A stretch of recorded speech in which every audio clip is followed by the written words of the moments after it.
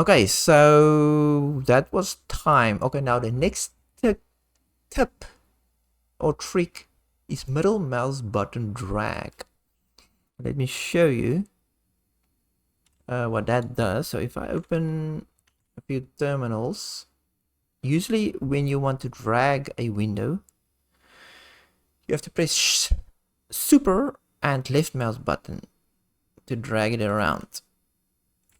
But I was a bit lazy. Sometimes I just want one hand on my mouse, other hand in my pocket, and then I don't want to take it out of my pocket. So I just bind the middle mouse button for the dragging. So if I press my middle mouse button, I can actually drag the windows around, which works perfect for me. So I use it all the time. I don't have to use two hands. Let's just see, it's very simple. Go to Hyprland File, Key Bindings. Key Bindings, you have to scroll down a bit to just make it bigger, to this one.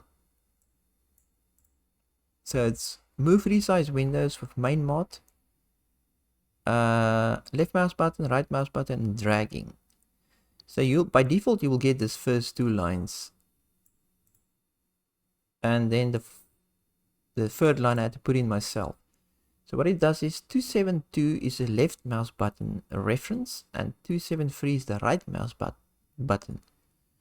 So that one, main mod, and 272 moves the windows, you know, the default way. And then obviously the right mouse button and main mod makes it smaller and bigger, like that. Yeah. So I wanted to use the middle mouse button to drag it around. So I just said bindm equals, I left the main mod out because I don't want to use the keyboard. And I just put in mouse 274 move window, so that I can move the window with just the middle mouse button, which is cool. Come here. Yeah. Yeah, so I think, let's see.